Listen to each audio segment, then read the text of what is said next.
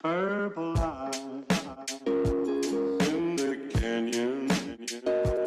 That's where I Like it's the thing that probably takes up the most amount of time Booking? business wise. Like just there's so much. I'm like trying to figure out. Okay, we have a show confirmed here, and I just do. Oh, yeah, it's a circles of nightmare. Like, oh, okay, what's about 5 hours down the road? Yeah. 6 hours. We could push it to 8 one day. You know what? I'm just like next town, next city, all the venues. What would be a good fit, and just do that constantly. Yeah, it's nonstop. Yeah.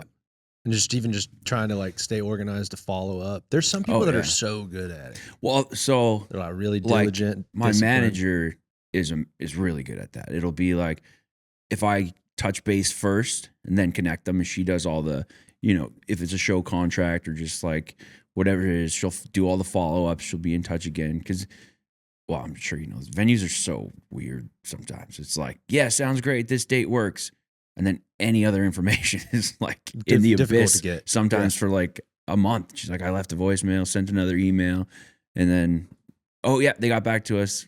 It's confirmed, and here's whatever the door I think deal. it's or getting the more guarantee. intense now too because they're all going out of business.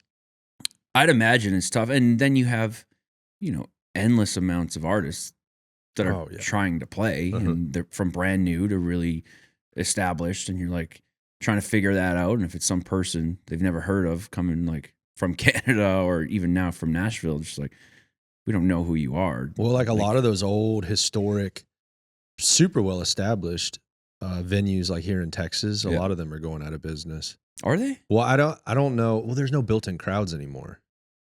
Really? Why? The internet. I would have the World Wide Web. Assumed that built-in crowds are just like all over Texas. Like there's so many venues, and I'm like, you see it, you hear about it, and I'm like, oh yeah, I think no matter any show they put on, well, like people are Green gonna come. Hall, Green Hall still has a built-in crowd, but most of them have lost that. And if they haven't either been willing or just recognized that was changing because of the internet, people find music online now, and then they go out if they want to go see it.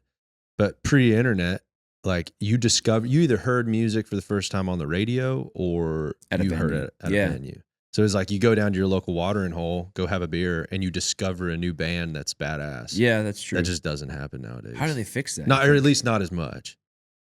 I don't think there's any way to fix it. You just have to get with the program, or basically do or die. It's the same way with people like us, Like it's why it's harder to book now. Yeah. There's not places just booking a band. Yeah. It's like, well, how many people are you going to bring? Yeah.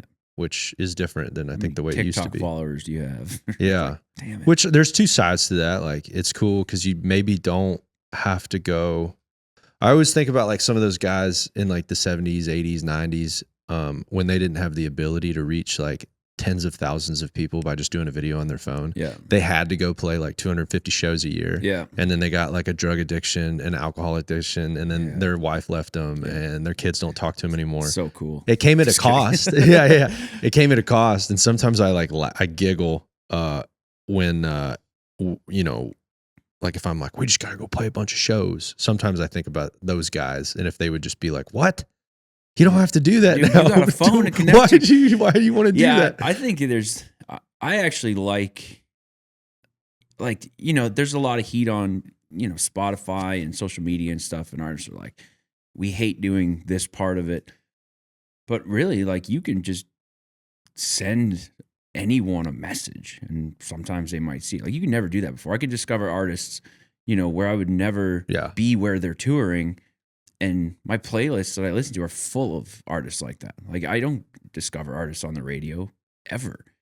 And I get connected to new music and stuff that I love, where if I waited for them to come tour like Canada, it would just be people I would never see any of my favorite musicians or hear of their music. So, well, you're from Alberta, Yeah. correct? That place always strikes me so much like Texas.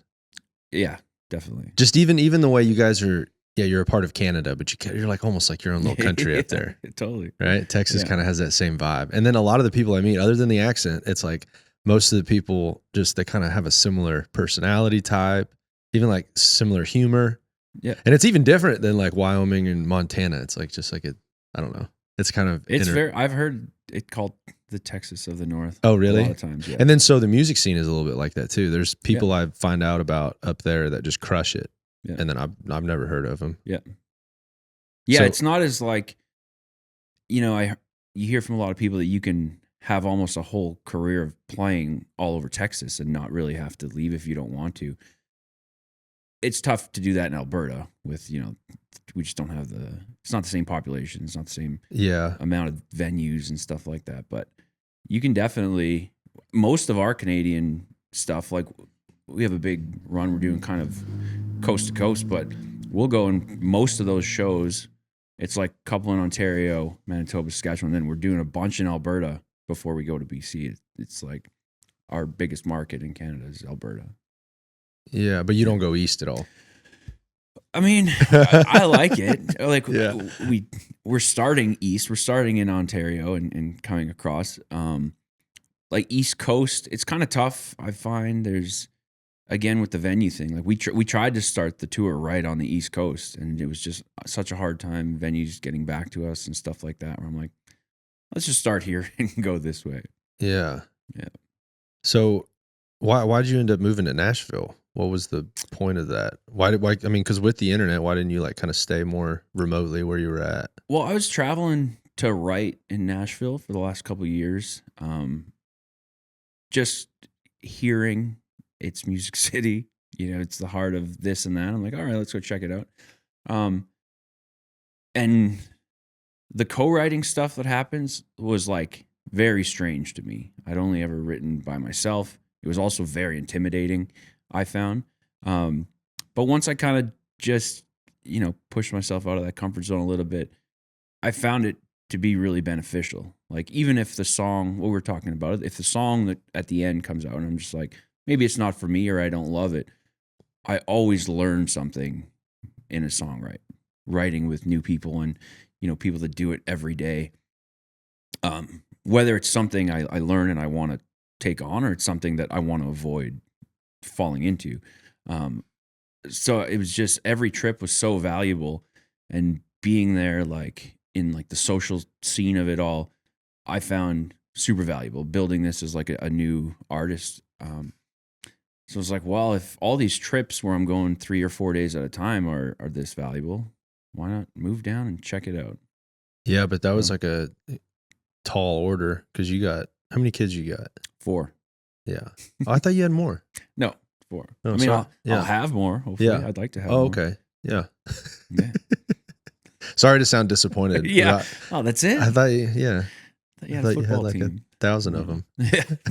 I'm working But that's on a it. big move. Yeah. I mean, it is. God bless my wife, because I'm very, some would just say crazy, because I'm like, well, let's just go do it. You know what I mean? There's so many things where I'm just like, I feel like it'll be fun. I feel like it'll be an adventure and it'll be good for what we're trying to do. So let's just go do it. And to her, she's like, she's smart and like an adult and shit. So she's like, well, there's a lot of stuff we got to think about. We'll figure it out. So how do you not, have you always had that lack of fear for making a wrong decision? I think so. Yeah, I actually think about this a lot, and I think it's from, and there's not a lack of, like, there's some times where I'm like, the small adult part of my brain will be like, okay, hold on, this is a lot more, pressure on a whole bunch of different places. But I just think the childish part of my brain is bigger, where I'm like, yeah, but it'll be an adventure, and I believe it's going to work out. So let's just go do it. It feels like the right direction to go. And I grew up very in the middle of nowhere, tiny, tiny place. And my parents let me just roam free. And I think a lot of it came from that, like just going to find an adventure. And then it always worked out one way or another. Yeah, or even like the consequences sometimes might even lead to something better. Yeah. Even though you perceived it as being a bad thing. Yeah. Which that's exactly like songwriting or creativity, in my opinion. That's why I'm like such a fan of just always saying yes, like in a creative sense. Like one of the worst things I could ever hear when you're just like making a record or writing a song, anything creative, is when somebody goes, like before you even try the idea, somebody just goes, well, nah. Yeah. It's like, what's the worst that happens if you sing that word that Yeah. we suggested? Like Yeah. it doesn't work. You're gonna know. Like we're all gonna probably know it right when you sing it. So Yeah. just like sing it, because then you also don't know like what it might lead to. Yeah, well, it was one of the cool things writing with you and Mike. It was like any idea was kind of like, well, let's take that off ramp and see, like, what is it you're trying to say? Like, explain the word, and it just like always led to something different. And I think it showed like the songs we wrote when you were in town. I'm like, man, these are cool. Those were good, and they're dude. just like they're different because we took different pathways and branched off in different directions that are not really normal, whether it's with lyrics or with melodies or whatever. And I was like, Yeah, and I guess man. there's like a healthy balance of self-awareness that you're not taking every idea. And sometimes even when we suggest an idea, it might be like, that's kind of dumb. Or even when you hear yourself say it. Well, that's what I was gonna say. Sometimes I'm like, and then I say it, I'm like, actually, never mind. But there's like a magic in like knowing that the people around you are confident in what you're like searching for. Yeah. So if you have that like, oh wait, and you can tell somebody's like got it right there. It's Yeah. like, okay, Yeah. what? Give it to us. As opposed to having that feeling of like, if you can get past the whole part of like being worried about like being hyper judged about what you're going to say or something. Yeah, that's one of the most uncomfortable things I found when especially new to Nashville and writing with people that have whatever big hits or something like that. I'm like, okay, I really don't want to sound stupid to this person. But See, and I've it's only getting over. For me, it was like just getting over that. I'm like, what difference does it like? It could be a great idea that comes and we could use it. And if it sucks, who cares? I would like. I know. For me, it was getting over that. That took a little bit of time. I know. It's like that process of trying to figure out if it's just a bad idea or it's just like, how do you support somebody? Because you don't want to be disingenuous. Like I hate it if somebody does the, oh yeah, okay, yeah. I'm like, all right, just tell me you hate it. Like, don't do that. You can be honest with me. But I even appreciate the sincerity too. There are times where, and like I've been in the situations where if somebody is very successful, there's like an ego that comes along with it. Of course. So it's like they'll kind of just shoot stuff down that I'm like, I know that was dope. Yeah. Like, Yeah. why did you just, Yeah. like, it has to be your idea, which in my experience, some of those people, at least on the songwriting side, sometimes haven't actually been that involved in like maybe the production and making of records too. Cause those are like kind of two different worlds and ways. Yeah, I don't really sorry, Pop. I don't still really know. I don't know if I know the workflow of that well enough. Yeah. Like after a song is written and pitched, are they like never in the room when the song's being put together? Like It's pretty I don't rare. know. I mean, that's why you kind of get the thing where songwriters try to make demos.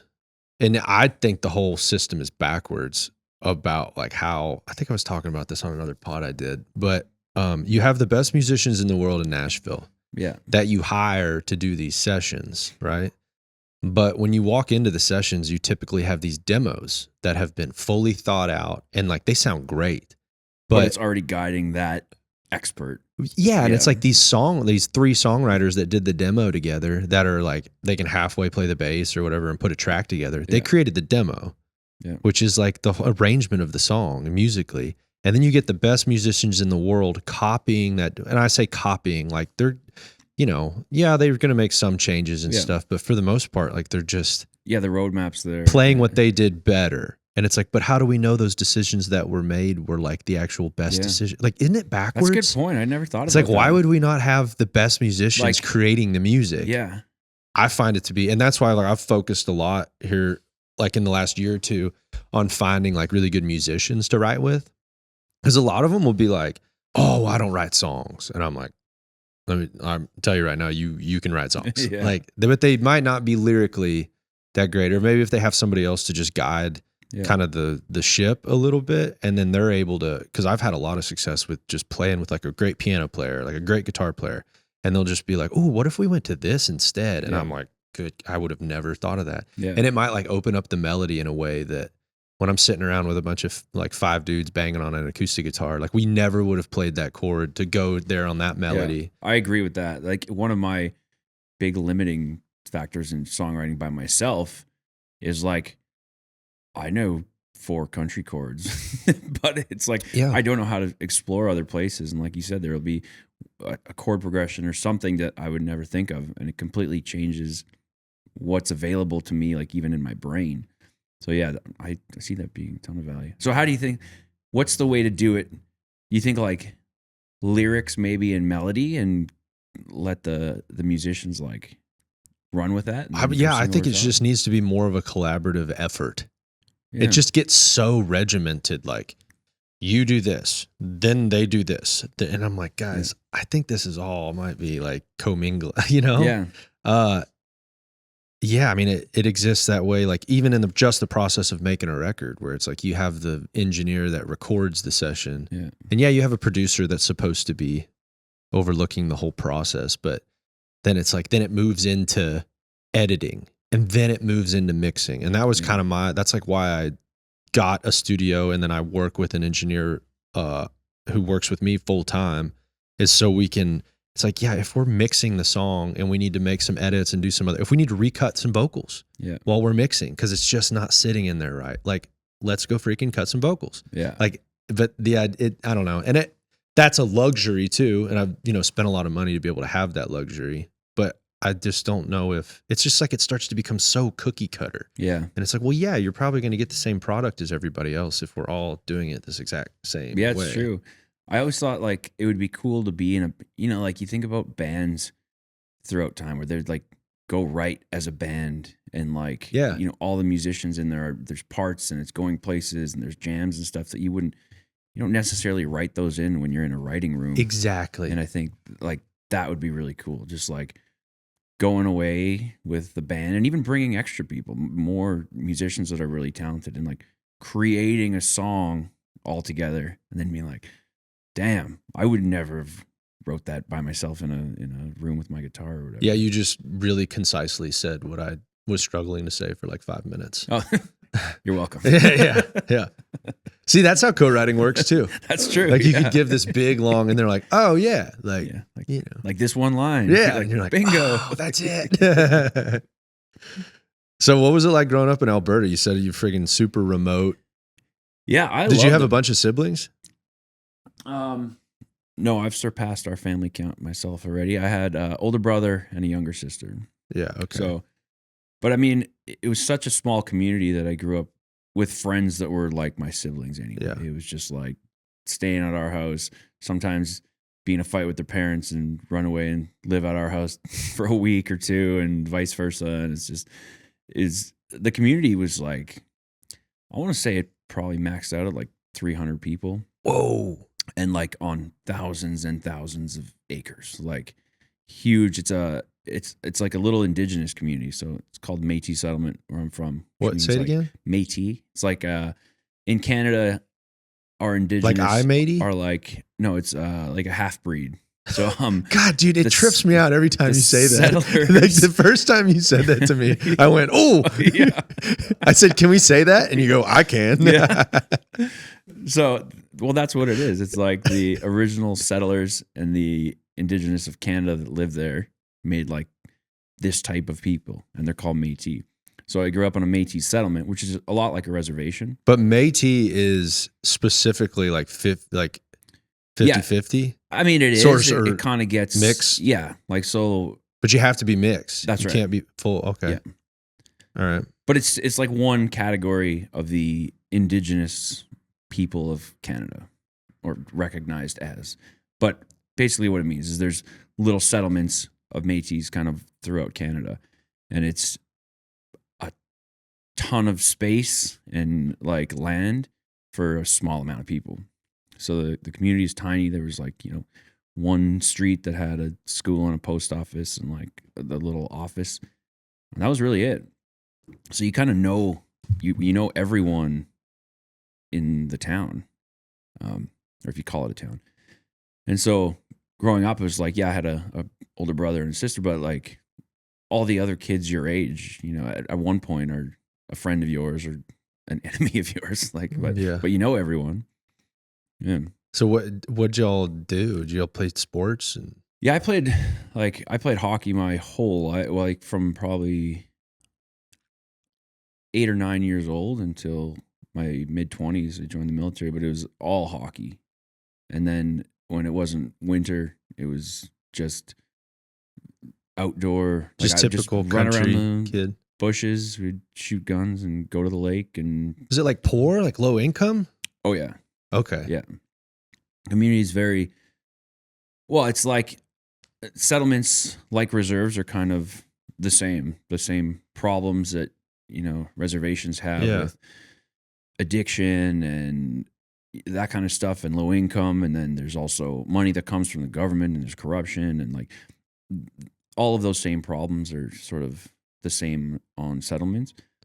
But I didn't really notice low income. Like we were low income, but my house and my family and my parents were just, I'm blessed. They were amazing. You know what I Yeah. mean? Like we had what we needed. They spent money to play hockey, which is not a cheap sport to play, but that was like our thing. So like I had equipment and they'd bring me to the game. We didn't have extra stuff on top of that because that's what their time and money. Well, and went if you were towards. that rural and you didn't, I mean, was there anybody that was like rich in your community? Like, did you have any context for that, I guess? Yeah, well, there was like people in the community that had bigger houses, Yeah. and, ATVs, or their dad had like a trucking company or something, and like they had like a big TV and a satellite, and I'm like, holy shit, man! Yeah, like sure. you got like 100 channels. So I had context for that, and there was a guy from our community that made it to the NHL and was like an NHL hockey star, and so like Who was it? Sheldon Surrey. Was it like what years would that have been? Oh God, I don't even remember the years he played. He retired probably 7 or 8 years ago now. He played like the Montreal dang, Canadiens. okay. He like played in the All-Star game. He did well. So he'd like come back to Fishing Lake in the summertime and bring other hockey players and like have beach hangs and stuff. And I was like, this is so cool because I just wanted to be a hockey player. Were you were pretty good? I was all right. Like I could have so I played to the end of what we call junior hockey. I could have probably played semi-professional somewhere. There's some leagues in Europe and stuff where like you can make a living out of it. I wasn't going to go to the NHL. But it was such a huge part of my life, and I was very happy, even though like the dream of playing in the NHL didn't happen. There was so much value to me looking back now, like just chasing that dream. Like it really gave me something to focus on, and I didn't get sucked into like the shittier parts of our community with like drugs and all of these things, because I was really focused on wanting to play hockey. So I'd be at the rink and I would be training, and it was just kind of this solo mission I was on. And looking back, it was so valuable to keep me out of like some of the paths that some of my friends or whatever had gone down. Yeah. Were you a rare one that, like, were you an anomaly that you didn't get involved in some of that stuff? Yeah. There was not too many of like the group I grew up with that didn't find their way down those roads. That sucks. Yeah. But were all them, I would imagine all them were probably playing hockey too, right? Off and on, they would be, like we had a little rink, an outdoor rink in our like town site area, and they'd skate and play and maybe join the league and not practice much, or like there wasn't the same. I don't know. I feel like it was almost like an addiction, like such a passion for me that I'm like, every day I'm out. I don't care how cold it is. I would be the one. I remember when I was young, they like gave me a key to the hall that was right there, because they had this little push Zamboni and a hose, and I was like taking care of the ice outside just so I could go skate and stuff. And it just really gave me something to focus on. And a lot of other people would play on and off and then quit, and like especially around like 13 to 18, where there's like, nah, I'm gonna go party or find my way into other stuff. And I mean, I partied in high school and stuff, but it was always secondary to hockey. So what was the moment that you I guess, quit? Like, what was that like? So I finished playing junior hockey. I can't remember the year, but I would have been 22 or 23 years old. That's like the last year of junior, and you kind of have to decide if you're going to go play semi-pro somewhere or like a senior league or whatever. At that time, did you already kind of recognize, like, I'm not going to go pro? Not really. Like I recognized that I was probably not going to the NHL. Okay. Like I would need to have a big later in life burst of strength and ability. But there was coaches and teams I had already been chatting with about playing and just continuing to play hockey. But the summer between my last year of junior, where I would have to decide where I was going to go play, I was working in like in the oil rigs in Alberta, and the guy I was working with had done like one kind of stint in the Army. He was a communications guy, and I was like, weird. Like I didn't even know Canada had an army, and I was in Canada.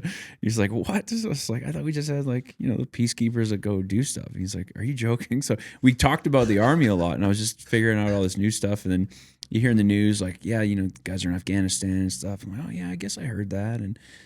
But he ended up through these conversations telling me about our special operations unit, that we have like a tier 1 special operations unit that do hostage rescue. They do all this crazy shit. And at first I thought he was lying. I'm like, I'd never heard about this in Canada.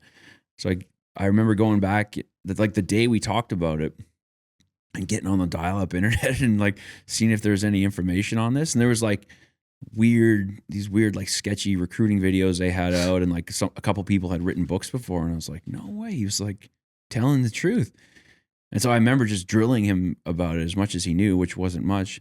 And I remember that summer, like my focus completely changed from hockey is what I'm going to do to I want to go do this like special operations thing. Well, and I'm not going to sit here and act like I know a ton about that world or anything. So like when you say tier 1, I guess are there like typically like, is there like tier 1, 2, and 3? Yeah, sort of. Like the big distinguishing factor with units that you guys have here is like your Delta Force and specifically SEAL Team 6 are tier 1 units. And the thing that kind of the category how it works is if they have a hostage rescue mandate is basically what makes a unit a tier 1 unit in a country.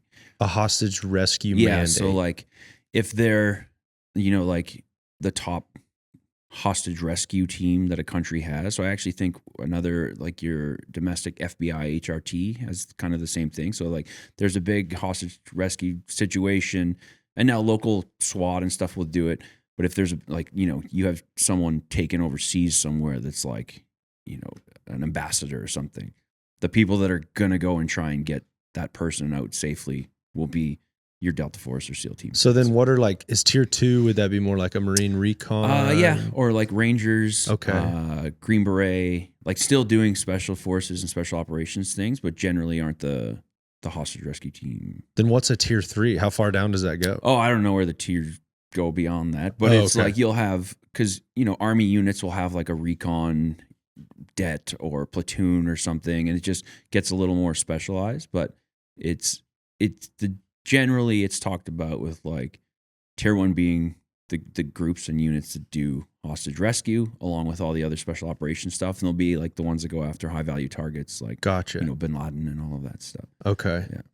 So you had just gone down like an internet rabbit hole, and then you just became obsessed with it. And then just started watching like every Hollywood, like I probably watched Black Hawk Down like 600 times, and I was like, this is what I want to do. Oh, you were like how old? I was in my 20s. Yeah, I was 22 or 23, I think. Okay. And like I was still working on the oil field, and I like went to the recruiting center. I was like, I want to join JTF2, which is our unit. And the guy's like, whoa. There's a lot of stuff to do, kid. And it's like JTF. So what is JTF2? So it's Joint Task Force 2 is the name of the unit, and that's our tier 1 special operations unit. Okay. And they kind of just named it that so it would blend in with because there's joint task forces all over the world. It'll be like Joint Task Force, whatever, Africa, and it'll be just a bunch of units or groups working together for one thing. So they named it so it'll kind of like mix in with other things out there, and I actually don't know if they put that much thought into it. But yeah, that was the unit, and I was like, I remember specifically that summer, just my focus completely changing, and like joining the Army. So you did. I did, yeah.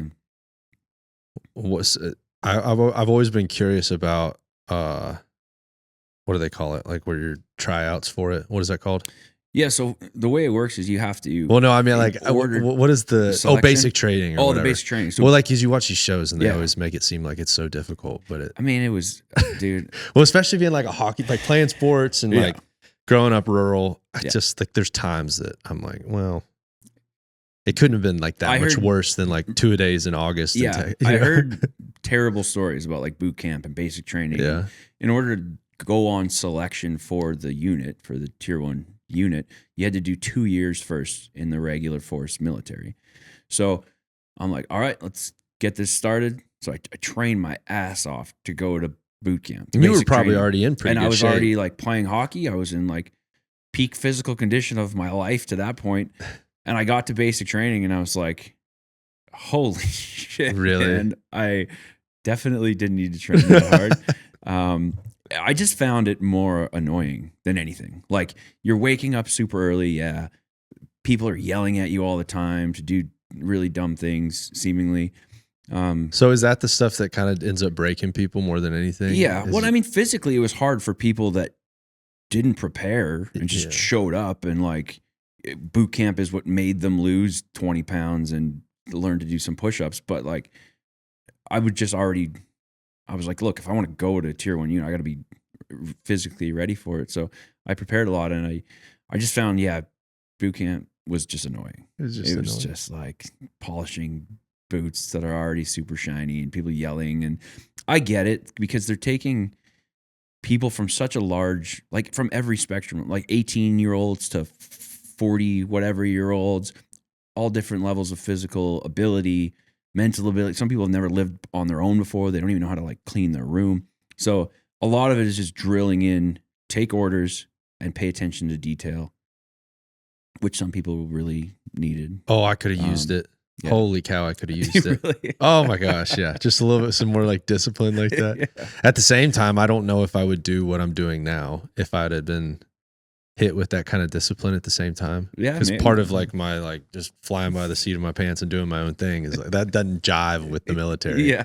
You know, It didn't jive with me very well either. But for me, I just like, it was just one of the steps I needed to take to go do the thing I wanted to do. so did you have to go into like, how long were you in the regular military? Yeah, so I boot camp and did like my infantry training and all this stuff. I joined the infantry first in the Army, and I got to my battalion in Edmonton, and that's sort of where I started to see other specialized groups within, like, you know, an Army battalion or whatever. I saw they had like a reconnaissance platoon, and there were snipers, and I was like, that looks really cool. Like, that's what I want to do. So within my 2 years that I had to do before I could go on selection, I did like my recce reconnaissance course. I did the sniper course, and just was trying to make the most of the time there. So it was really cool. I got that training before I even did selection and went to our unit. Was there any moments in the middle of that you didn't think you wanted to do it? There was moments where I didn't know. There wasn't moments where I thought I didn't want to do it. There was moments where I didn't know if I would be able to do it. Like the reconnaissance course I did in Edmonton at 3P PCLI was like, even after all the special operations selection courses, training, deployments, it was the hardest thing physically I'd ever done in my life. In what way? It was insane. Like, you had all these really hardcore dudes that were like ex-airborne, which was kind of our special forces before JTF2, and like just hard ass guys trying to break you every single day. And like, without the common sense of, like, in special operations, it's really hard, but at that level, there's a maturity to the training and stuff where it's like, it's super hard, but it's for a purpose. Like, it's focused on this so that you can do that on a mission or whatever. The other one, the reconnaissance course, was just straight up, how much can we give it to these guys before they'll quit. Like every single day. It was crazy. And it was sleep deprivation, and it was extremely heavy loads for miles and miles and days in the woods. Just like, I remember just being like hallucinating because I hadn't slept, and just like wake up like shivering in the woods and like, I don't even know what the fuck I am. Sorry, I don't know if I By saw yourself? anything. But like by myself, and then you're with like, where's my team? You're supposed to be on a reconnaissance team, and just like, where are they? And I'm like, there's just so many crazy times, and like fighting through injuries because I just wanted to finish. It was the hardest thing. What I'd was ever the done. worst injury that you had to push through? It was a knee injury, and I don't even really know what it was. It was just my knee stopped wanting to walk miles and miles with hundreds of pounds on my back and with no sleep. Like my body was just like, what the hell are you doing? Yeah, I just remember like when that course was over, I thinking like, back to your question, like if selection and, special operations stuff is harder than this, like I still want to do it. I just don't know if physically I'll be able to do it. Like, I don't know what, maybe I need to get on steroids or something, but I was like, that was insane. And thankfully that was the peak of how hard something could possibly be for me. Did most of your peers seem like they felt the same way? Oh yeah. Like we were a ragged crew by the end. It was crazy. We started with, I want to say like 45 candidates on that course, which was already like, they did a selection for that course, whittled it down from like the top, people that performed on that thing for this course. Started with like 40 some candidates and ended with like, I want to say like 17 or 18. Just like, and those other dudes, they were probably some bad dudes. yeah. Oh yeah. Like, and I just, just the idea of injuries. I mean, well, there's all kinds of stuff, injuries and quitting, dehydration, and just like everything. People just every day, someone was like dropping out. And I'm like, oh my God. Well, yeah. And things that are just out of your control. Yeah. Like you freaking, I don't know, blow out a knee. Yeah. Like, okay. That's not like being soft. It's like you got an injury. Yeah. You can't continue on. Well, and then it's like, do you, knowing what that is, once you're recovered, like, do I want to go back and do it again? So what was the that's a big purpose of thing. that segment? Was it truly to just break you down physically? That's what it seemed like. And this is where I said, I still believe now, after, almost 17 years in and gone to special operations, that it was just, there's so much pointless, like, hell being put on guys. It doesn't make you better at reconnaissance. Do you think it really weeds out the strong, like truly? I maybe weeds out the stupid more. Maybe you like get the just stupid like ones. you're too dumb to quit Yeah, something yeah. that's this insane. Dude, is there? I mean, I don't know. Like, you might, in a military setting, you might not want to have the guy that thinks too much. In ways, maybe. Yeah, it's a balance. Like people. Also, I'm not calling you an Well, no, idiot. yeah.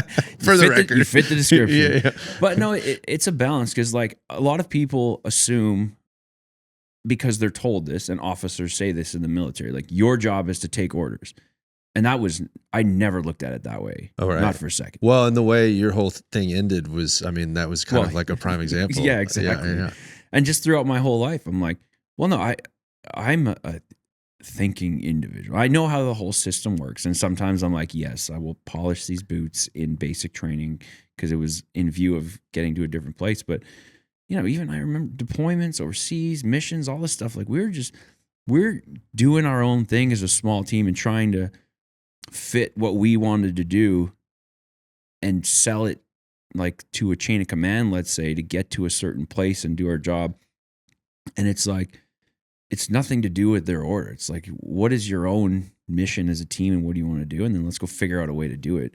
And generally it was in view of a bigger picture of, we were hunting like, let's say, ISIS or Al-Qaeda, but there's just so many layers of officers and people that are like, and the longer you're in a theater, more and more rules. And you're just like, we could just go get this done. So you had to figure out a way to do that. So I'd never really looked at the military as like, my job is to take orders. Almost looked at it as the opposite. Like, So I spent some time down in like the panhandle of Florida. I lived down there with one of my buddies, and his cousin was a combat controller in the Air Force. So we ended up running around with a bunch of, because that's where they do like combat dive school and stuff down there in Destin. So I ended up being pretty good buddies with some of those dudes, and like running around in the bars on the weekends and stuff. And they're definitely a different breed. Like they're by far the most wild people I've ever been around. Oh, really? Yeah. Well, yeah. I mean, just the spec ops dudes, like they're just. Well, and especially when you get in a group of them, I find like it can get pretty wild. Yeah.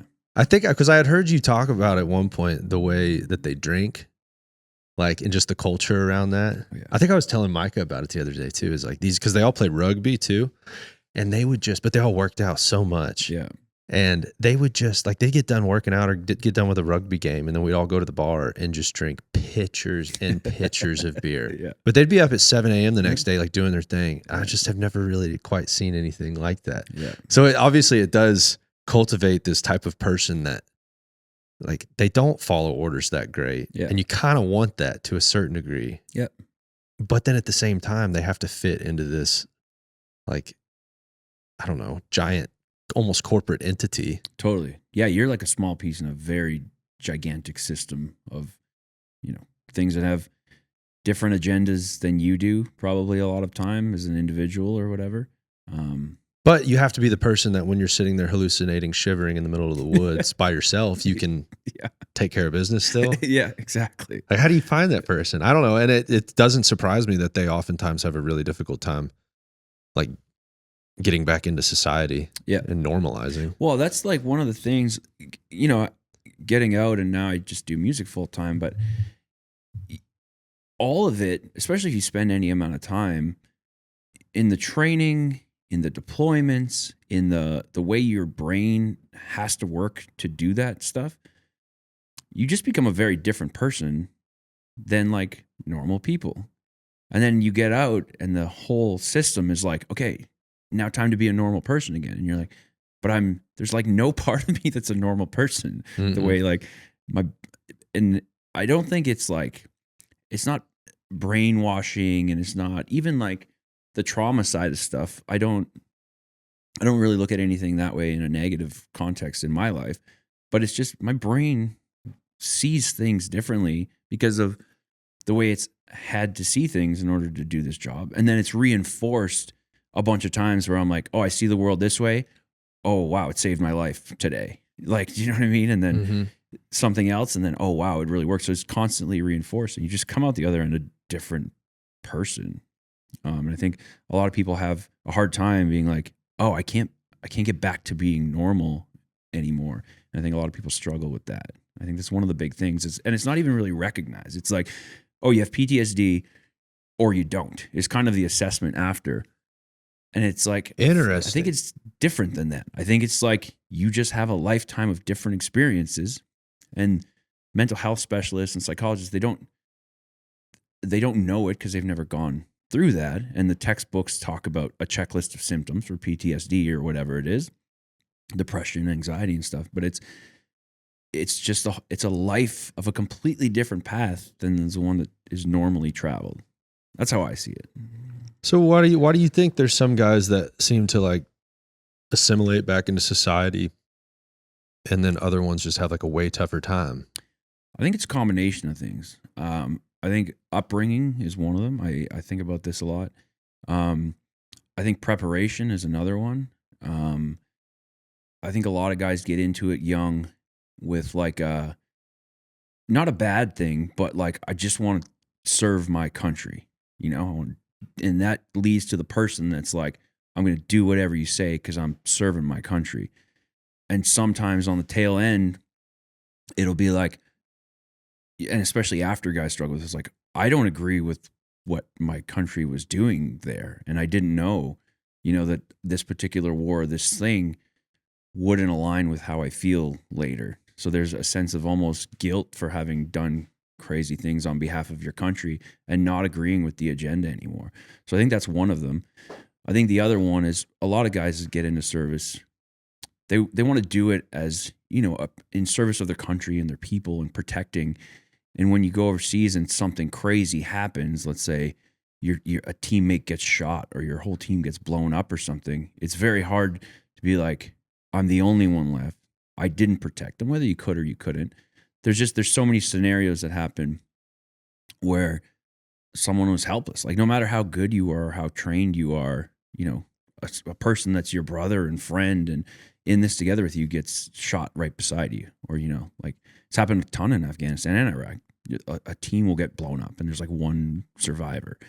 And like to try and tie that in, and especially if you add it to like now I've learned more. And I don't think the agenda of why we were there is something that I support personally or like don't jive with my own morals.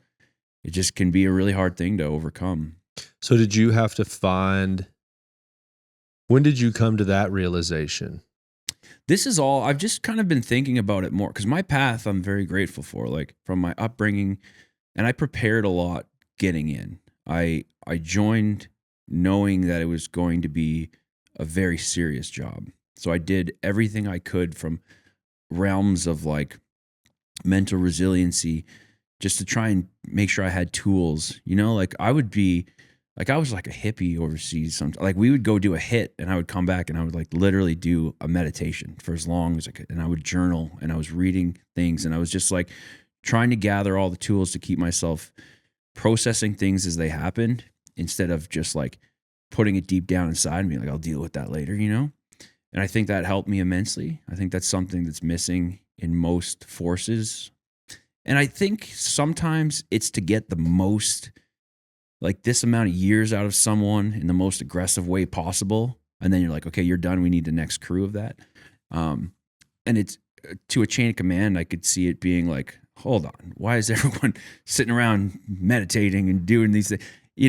Are this going to make the most effective war fighters?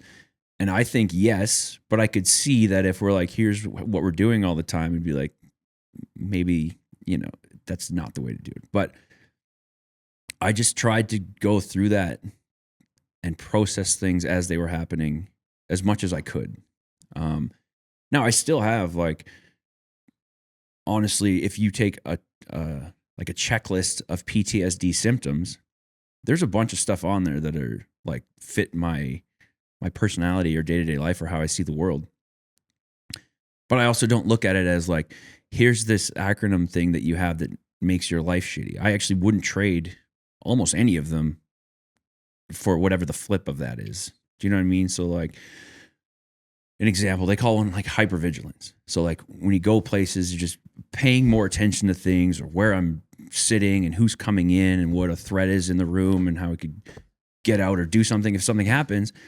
I wouldn't switch that for just being like a zombie walking down the street on my phone all the time. Do you know what I mean? Yeah. I think of it as something I'm happy to have, even though it's a symptom on a checklist of a disease or whatever you call it, PTSD. Yeah. So did you have to when you were finally over there, so I guess, did you go to Iraq and Afghanistan? Yeah. You went to both? Yeah. Did you have to find alternative motives for like why you were there and what you needed to focus on? I think I always had alternative motives. Like I joined and wanted to kill bad guys. And it sounds very, I don't know, it can sound weird to a lot of people, but is there times that, when you like, cause I can tell you almost hesitate a little bit to say like kill bad guys. Is there stuff like that, like with normal society that we just can't quite like fathom what you guys had to do on a day-to-day basis? I think so. I think the one thing that society has a hard time fathoming is how extremely violent you have to be to do this job. And hopefully be able to turn it on and turn it off when required. But like an example is you're in a foreign country. You're going to go to someone's house in the middle of the night. You're going to jump in or walk in through a desert or through the city. You're going in. You know they want to kill you. You know they make bombs. You know they post videos of not caring if they live or die. They'll blow themselves up to kill you. Like you're going into this like hornet's nest.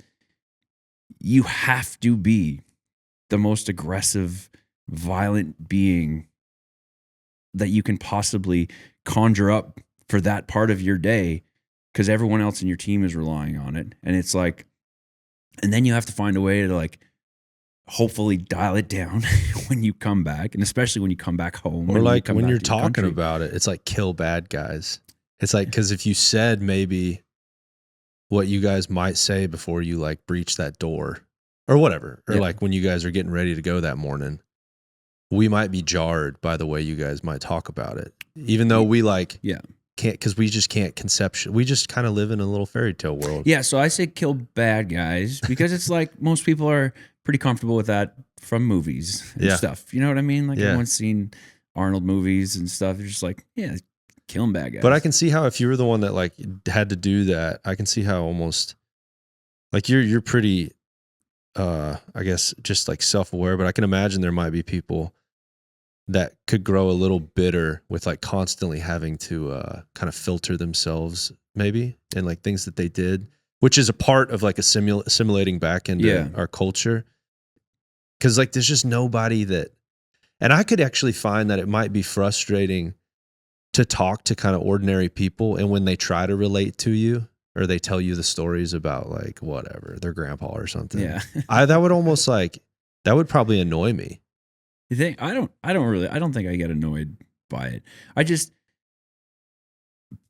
I mean, you don't know what you don't know, right? Like so I try to give people that amount of, grace, I guess, or whatever you call it, just patience. Because like there's a ton of things.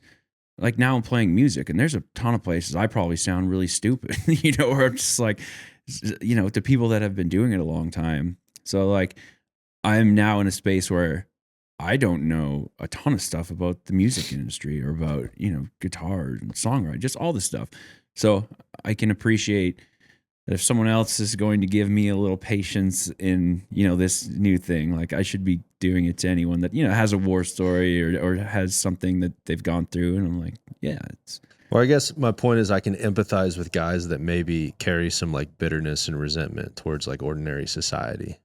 Yeah. Well, I mean, and that's one of the biggest things that comes out of it is just like feeling like people don't get you and you don't fit in because you end up a different type of person.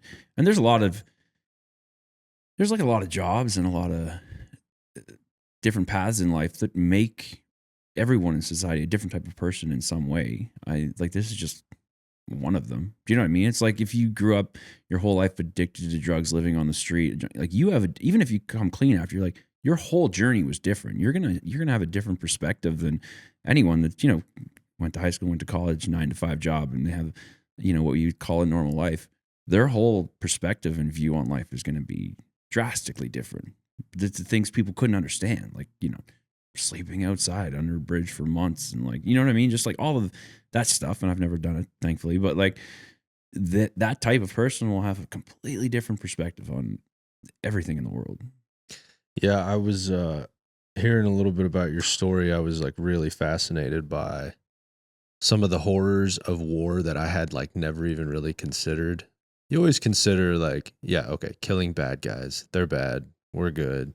You kill them.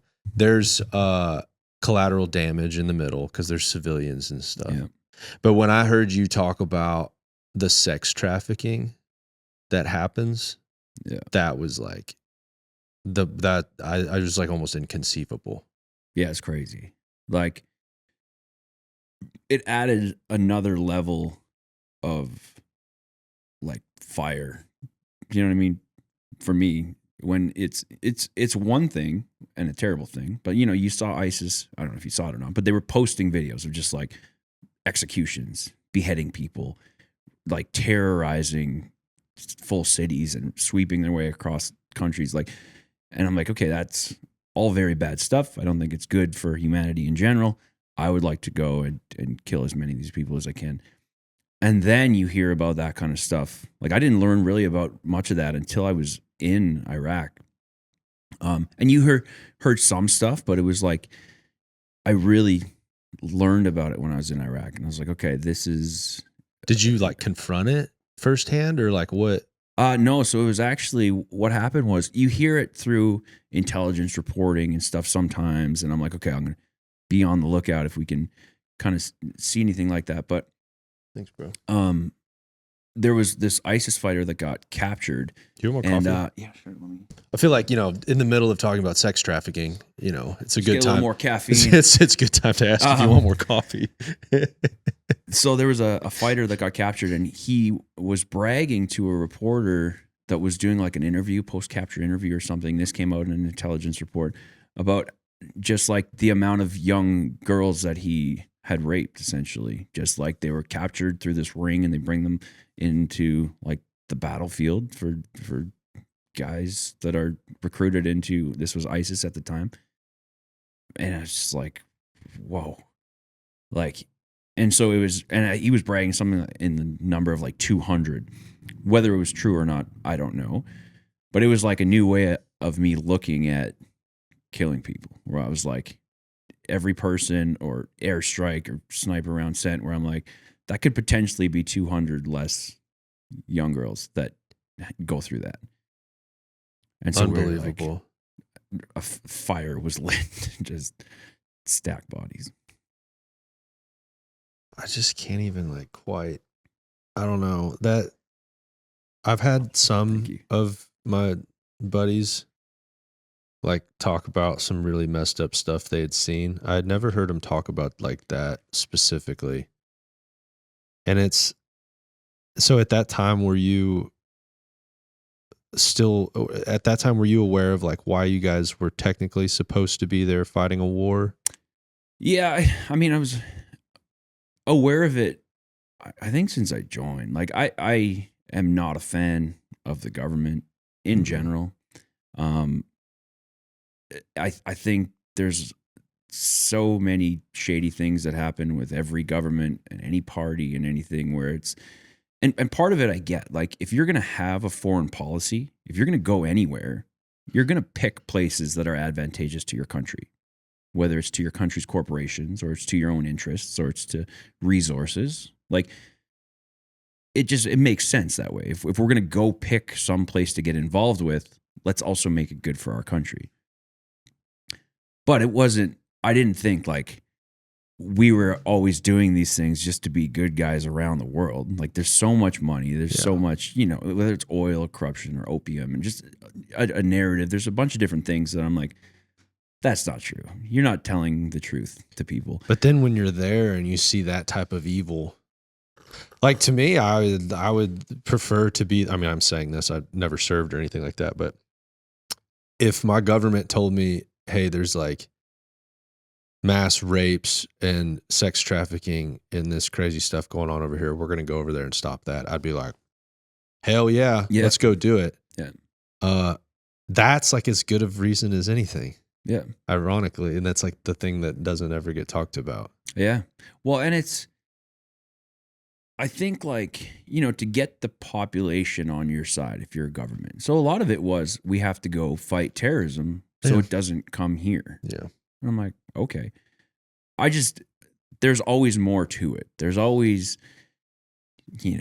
stocks that go up a lot when you fight a war. There's also, recycling of equipment that needs to be, there's so much, it's such a money, war is such a money It is machine. Weird that I even feel it in myself. Like, even saying that nowadays kind of feels like people just so quickly want to say it's like unpatriotic or something, which, like, dude, like JFK, or it was before JFK. Who was the guy that was talking about the military industrial complex?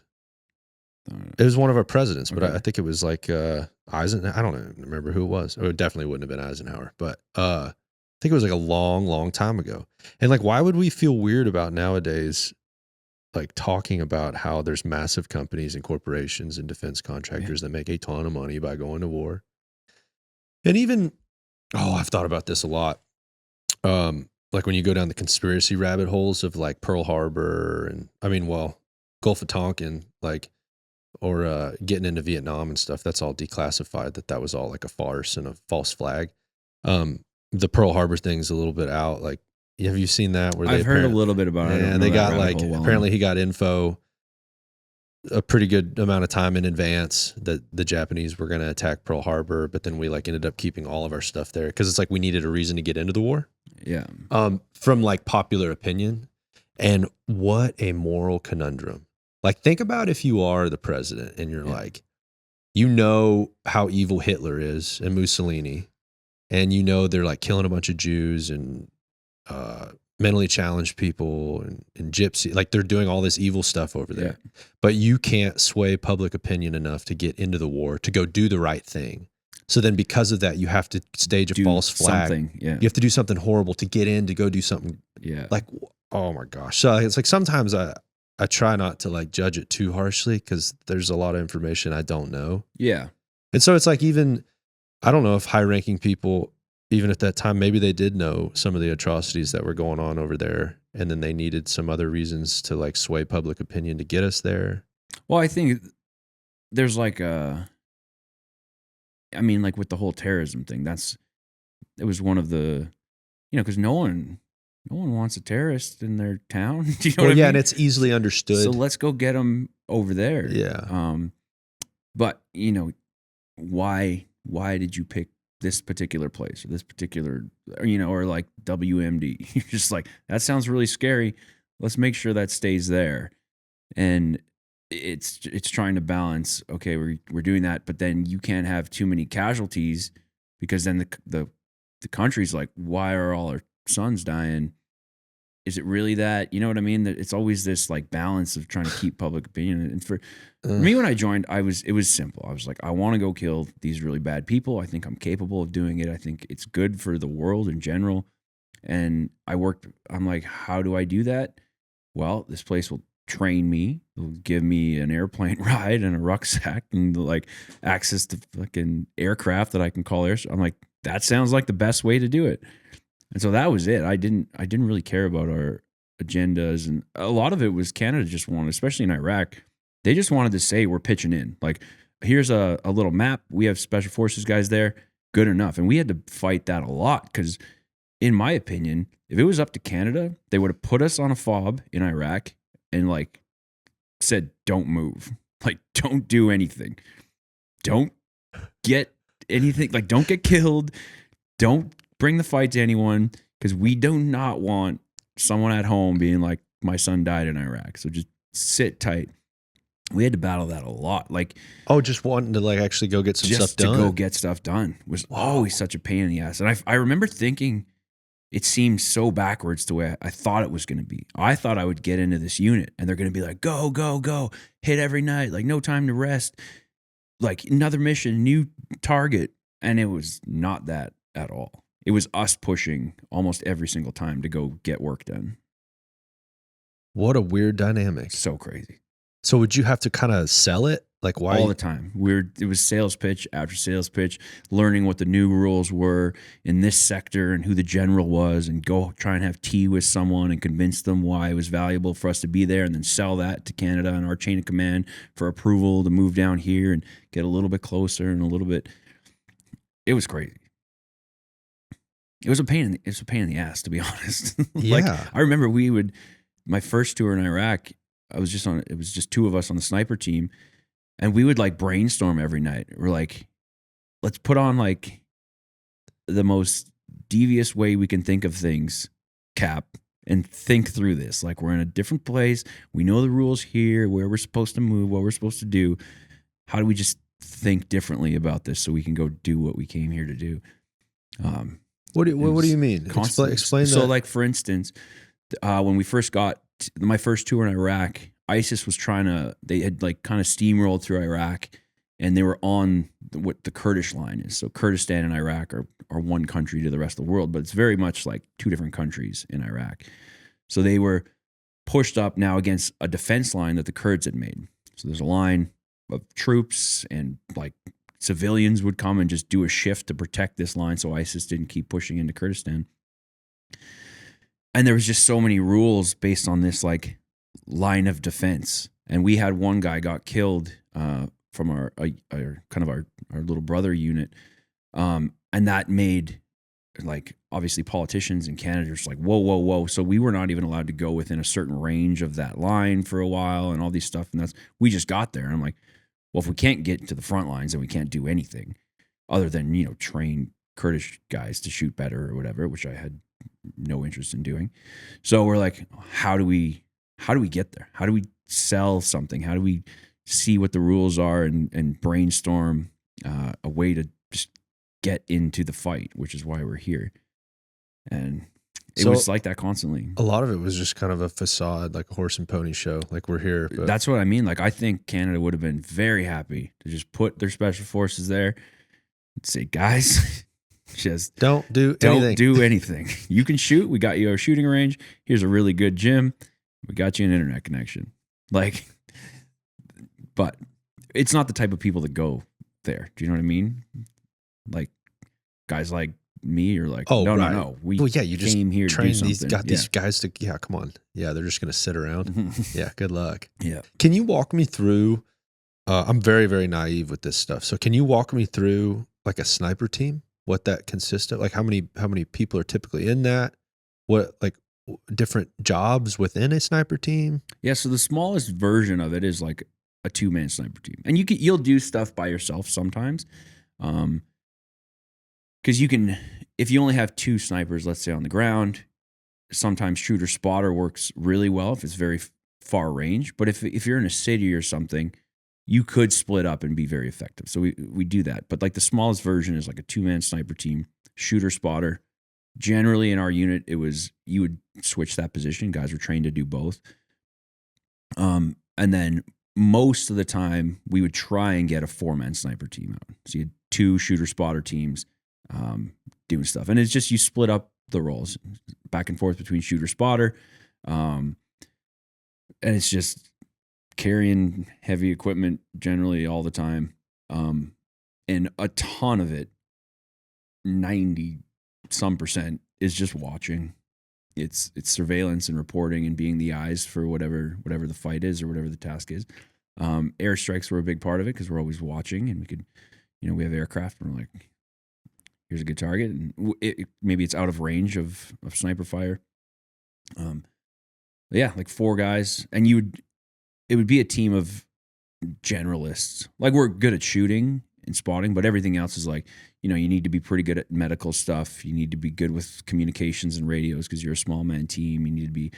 We're always generally the lead nav on anything. If we're working with a bigger squadron, like snipers would navigate to places. That's how I found your studio so efficiently. That's right. But it would just be like we'd try and stay generally pretty good at stuff so we could split up, roles and tasks. Now, are there such a small team? Are there like, because you're talking about that you were tier 1. Mm-hmm. So are there, I guess, I don't know the jargon, but like, are there lower levels of sniper teams? Yeah. So like the reason, like I said, tier 1 is generally, the way it was categorized, from my understanding, was because of a hostage rescue mandate. So JTF2 in Canada has a hostage rescue mandate all over the world, but also there's a unique thing that we have it domestically as well, which you guys don't have here. I think that's why you have the FBI HRT. All of your systems I don't fully understand, but that's generally what it is. So like your Delta or SEAL team will do hostage rescue overseas, and if there's something domestic, it'll be a police or your FBI HRT. But we have a handshake, not a handshake, it's official. There's a process that if something in Canada is happening to the level that like police and RCMP can't handle, then they're like, JTF2, we need you to come do this. Let's say a big, crazy hostage rescue situation. So with that means our snipers need to be trained at a different level for precision domestically. Like you can't have collateral damage, let's say, in your own country. As crazy as that sounds, definitely you shouldn't have not it anywhere. Sure, but you especially can't have it. Yeah, once again, one of those realities of like where people are like, there was some collateral damage overseas. Like, wow, that's really not good. But it's war. Yeah, but when Aunt Susie gets domed, you're like, there's a whole bunch of different shit for sure. So it's it's more like we had to guarantee the government that like at these ranges and things that we will not miss. There is no circumstance that we will mess this shot up and shoot the hostage or whatever. Is that level of focus from repetition and practice, or is there some deeper psychological? I think it's just practice, man. Okay. Yeah. Yeah. Like with a good gun and a good scope, match grade ammo, you could teach a monkey to be a sniper. Like, I look how I ask the question like I'm gonna get some freaking Jason Bourne answer. No, Just like, nah, dude. no, it's just That's why I like you. you get the advantage of having a lot of ammo and range time and the best equipment that, like, you know, essentially money can buy. And then that's it. Like, you go down the street, like any kid in town would be like, just give him enough time on a sniper gun and teach him how to make a wind call. Then you're like world class. God, that's beautiful that you make it sound that simple. That's awesome. It's so funny. Well, it's like, well, I mean, maybe there's something in there that's like a natural ability. I look at it like guitar playing, right? Like if you spend enough time learning how to use that instrument, like enough time and hours on it, you're going to be really good. And I there's agree, probably man. I people- think being a tier 1 sniper is exactly like being a musician. bingo. It's no different. Yeah, exactly. I'm basically the same thing. It is. You're a tier 1 musician. I'm a tier 1 musician. That's right. I'm definitely not tier 1. I don't know about when we started getting down in those lower tiers. I think it's probably where I would settle in. But like you see, you know, like there's musicians that there's something there. There's some natural talent with some guitar players versus others. Let's say they both Dude, put in I'm 10,000 absolutely hours. with you that it's like repetition. Yeah, but that's it. Because Like, and there's probably some snipers that naturally are just, you know, something in them is better. That's definitely not me. there's got to be something repetition. psychologically though. Because like, did you not? All right, when you're like about to take a shot, or when the shooter's about to take a shot and you're spotting, like, was there not? I guess just like, did you not feel your heart rate go up? But all of that, even while you're talking about it, I took a deep breath and I was like, I'm picturing taking a shot, and that's all it is. It's just we train in a way that, like, you learn how to shoot first, and then you put in all these other things that make it stressful, and you train past hopefully where you're going to need to use it on a mission or out in the field, and then that's it. It's like a live show. So like, you don't want to be maxing out your guitar capability when you go to play a show. You want to be better than that. So like when the stresses of a crowd and the anticipation, all this stuff is in you, like I could still perform at a pretty good level because I'd trained past that. I think that's it. It's just repetition and training. And then I don't think there's a special. Yeah. Was there like a moment that you can recall back? I'm really fascinated by all this. It's really fascinating. Is there a part like that you can, or a moment you can recall back on where you did have like a certain level of stress or anxiety, or like you really had to focus on like calming yourself down in a specific moment? Oh yeah, lots of times. Oh, a bunch of times. Like the ultimate test is like when your life is on the line. You're like, okay, I know that the effective way to do this, I'm better at it if I'm calm. You know, to find whoever is shooting at us or where these mortars are coming from or whatever. Like being jacked up and like that's probably pretty good in like a hand-to-hand scenario. But in this context, I'm like, I know that the best way to deal with this is to calm myself down. So it's using just those same tools that you train to be like, calm down, find out where this is coming from. And that's scenarios I'm thinking like where we were taking sniper fire or mortars in a position that we just got to or something with the Kurds. And it's like, okay, like me freaking out running circles isn't going to do anything. So it was like, let's put to practice the stuff that we've already trained. And it's like, try and calm down and find out where this is coming from. It's ironic to me that we're talking about Canada. They would have preferred that you guys just like didn't do anything at all. Yeah. And then y'all ended up like setting a world record. But right? The funny thing is when we did that, so when we got that world record shot, they were immediately like, let's put this out in the news. Good story, guys. And we're like, but it was like, you didn't even want us to be here. Like every part of it was such a challenge to get there. And then it's like, oh, good news. And no one got hurt on our side. Put it out right now. Huh. Yeah. What was the setting that you guys even were in? We were at the top floor of this hotel. So there's a hotel on the riverbank in Mosul that was overlooking it was kind of like ISIS's last real stronghold, which was in like the downtown old city of Mosul. And it was our deck commander. Man, as soon as we flew into country, we weren't even in Mosul, the city yet. And he's like, we got to get to this building. He's like on the map. He's like, it's the tallest thing. He's like, that's our goal. It's like, okay, let's try and make it happen. And just as the war progressed throughout I think we were there 6 months, that tour, 6 or 7 months.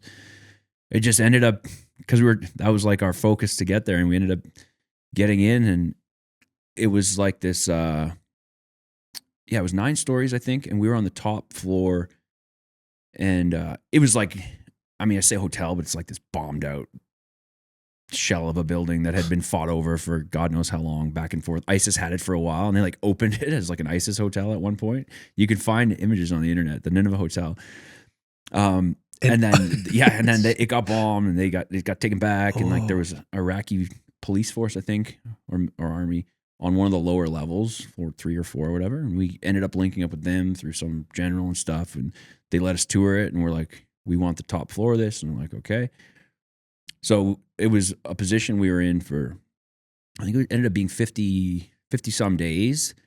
We were kind of in and out. We'd go for like a week or 2, and we were there the Iraqis were going to push from the north and try and push ISIS out of like their last stronghold. So we were there to support and, just learn what the ground was. And a ton of it, like I was saying, was just surveillance, just all day watching through scopes and learning what was happening and seeing where stuff was.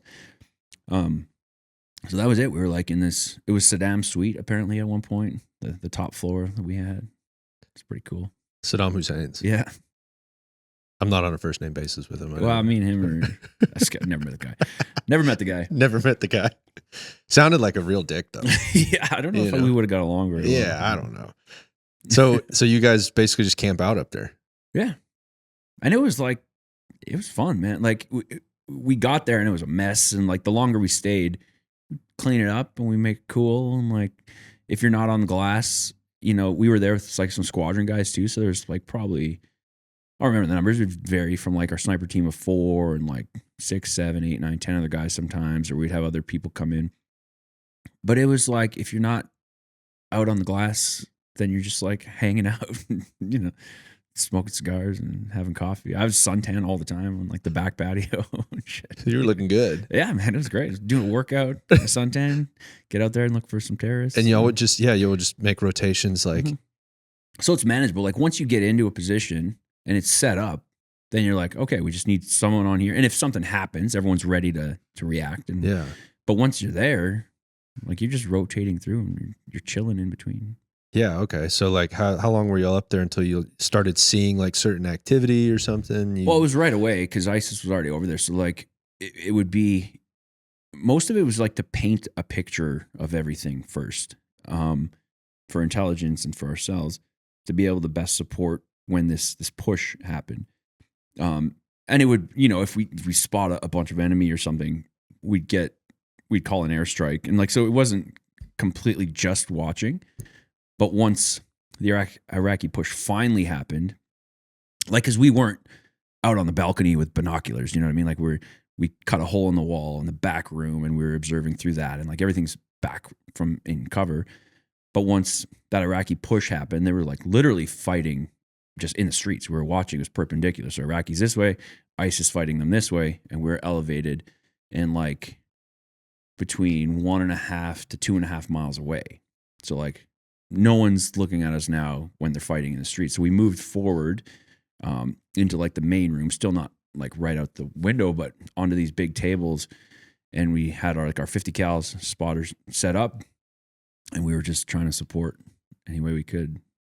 So that's where y'all would take shots from that distance. Yeah. Like pretty regularly. Well, it was like a 6-month tour, and there was like 5 days only of like good sniper work. And that was like almost the last 5 days of that tour for us. So when the Iraqis started pushing, we were shooting so that they would go into a building and then call an airstrike is what we were doing. But the rounds were like, this was like 2 miles or 2+ miles, 2.5 miles, really effective. And so we had one sniper team here and another one was like 6 to 8 feet beside us. My buddy shot, and a round ricocheted and hit a guy in the leg. And this was probably like 2.3, 2.4 miles. And I was like, oh my God. And so the guy goes down, and they had these little motorbikes that would like go pick up casualties. So this ISIC guy comes rolling up, gets him on the back, and they go to like wherever they're doing their casualty collection stuff. And we're like, wow, like you just hit a guy like really, really far. And we just kept, now we're like, okay, this is like very effective fire. And the shot that we broke the record on was, there was a bunch of guys fighting. And so we sent a shot in the alley, and they saw it hit, and they ran into this building. And so we called an airstrike, and it was a dud. It was like the missile didn't go off, which is the only time I'd ever seen it. And so from the second story, like towards us, this guy was coming out. He like, you could see he like lowers his like chest rig, drops his AK, and he's like climbing down. So I was spotting on one gun, and I was like, oh, the corner of this building. And like we had everything labeled. We'd been there forever. So I'm like, here's the building. Here's your elevation, and here's your wind call. And my buddy Scott was on the gun. He's like, I'm on. He's like, stand by, send it. And they were doing the same thing at the same time. So when we shot, they shot. It was like on the same guy. The other team did. Yeah. So it's like, there is a sniper tactic that's a simultaneous shot to increase your odds if it's something. We didn't plan that, but it ended up being like almost a simultaneous shot. And then I'm there, and the guy climbs down, goes to pick up his gun, because it's like a 10-second flight time. Just as soon as he bent over, it's like right where you want to hit a deer. Boom, rolls down the hill. I'm like, hit. Scott's like, oh my God. And they're like, hit. And I was like, no, that was us. And they're like, no, that was us. And then he was like, looks back. I'm like, back on the gun, because they were starting to stack up on another corner. And we sent another round. And this one was the most insane. Like that one, I was like, wow, great shot. But then there was 4 guys stacking up on a corner. We sent another one, and the round hit, and all 4 of them dropped. And I was like, I was like, did we just get like a triple kill or something? I didn't even know. And then they got up, and they like shook it off, and they like stumbled across the alleyway and disappeared. And I was like, no. But that was the most epic thing I'd ever seen. What did it like hit the wall or something? They were all stacked up on a wall really close, and like the round hit like right beside them. So it just, and they all just dropped. And it's a 50. So yeah. Whatever's happening down there pressure wise was probably like, damn. But I didn't even really know what to call. Just like seeing all these guys hit the ground and look, and they weren't moving for a second, and then they just like got up and ran off. It was like, that was insane. So when y'all were shooting, it's that far that it's a 10-second. Like the record shot, the 2.2 mile one, it's the 9.9 second time of flight. That's the one that y'all took. Yeah. And that's still like a. Well, so something came out of the Ukraine that someone beat it. I saw it on Wikipedia. But how many years ago was this? For us, it was 2017. Yeah. Yeah. Dang, it's like not that long ago. Yeah. That's pretty gnarly. Yeah. Not pretty. That's about the most gnarly thing that I could ever imagine. But it was like, that's what we were there for. You know what I mean? I'm like, finally. And then every day, the fight kind of got a little bit closer to us across our frontage. And it was like, I want to say it was like 5 days or something, where we were just engaging these guys that were in a street fight with the Iraqis. And it was amazing. And like the fighting was very weird. The fighting would go from like just before sunrise. So they'll do like a call to prayer thing on all the speakers and all the mosques. You hear it like before the sun comes up. It's like this. Yeah. And then I'm like, oh. And then if someone else was on the glass, they would like come wake up our little room snipers, and like, oh, we'd get on the guns, fight till like lunchtime, and then it would all die down. Like, this is very weird. And it was like that like 5 days in a row. It's so odd for it to be that predictable. Yeah. And then we had the other sniper team, like we were leaving the country. So this was like the best 5 days. And then the next team came to like rip us out. And we're like, all right, have fun. And we came home. What gave you, was there something that y'all were using or something that gave you guys like an advantage to be able to shoot that far or something? Prism. So we came down to Texas to train before every deployment, really. And this company brought this prism, which it's the most brilliant thing in long range shooting that I'd ever seen, but extremely simple. So like when you're shooting that range, like you can dial your scope, and then you can only dial and hold so much before the shooter can't see what the spotter's looking at anymore. Because you imagine like you're aiming into the sky essentially. And so that was always a challenge with really long range shooting, is trying to find an accurate point of aim that they can adjust off of. Now you don't have to see the person or the vehicle or whatever you're shooting at, as long as you can have a precise point of aim. So like if you have just so happens to be a telephone tower or something, that you can have a point of aim, and when you get a correction, come up 1 mil, you're moving appropriately.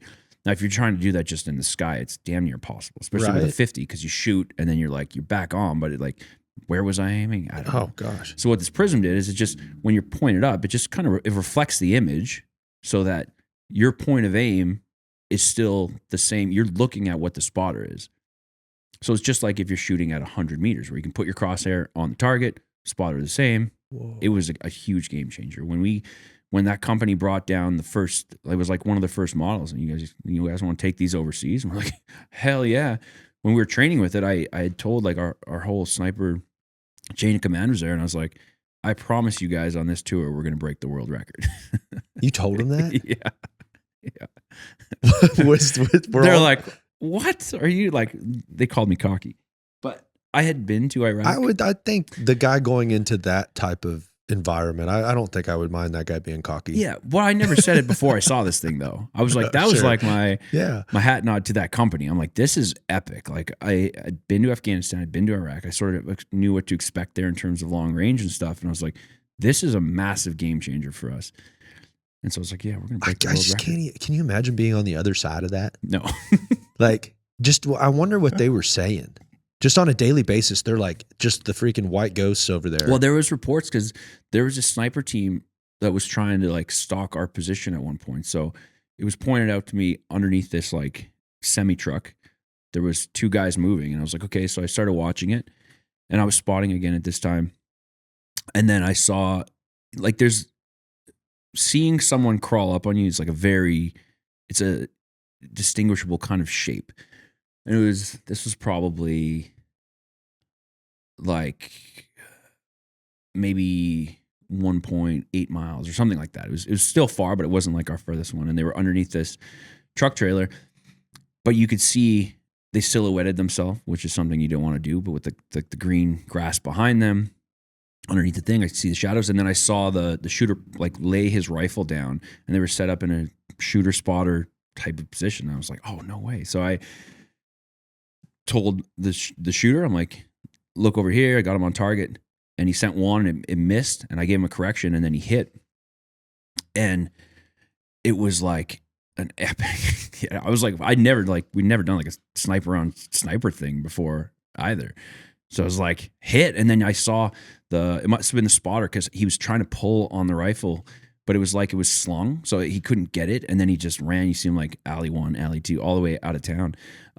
Well, you were saying that there was reports that they were like talking about it. Yeah. So that's after that, they're like, we had reports through like hearing their radio stuff through translators, just like no more sniper infills in the daytime.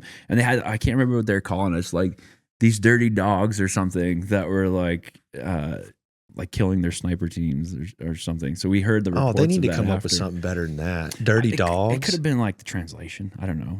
Maybe it was cooler. I was thinking white ghosts might hit. Let's go with that. It needs to be something like really mysterious. I like yours better. Yeah. I get hats made if that was the case. White ghosts. Well, that one actually might not be good. Especially in the South, I might need to rethink that one actually on further reflection. It's a little too close to home, I think. Well, I'm not even white though. I'm a half breed. See, so you could. I don't know. I probably shouldn't unpack that one. What a freaking journey. That's like insane. And then so like from that point of the world record to getting out, I was kind of confused about that process for you, because it sounded like there was like some pretty sketchy stuff that happened. And then even after the fact of you getting out of the military, like being able to talk about it and stuff, wasn't there some like really weird stuff that went down?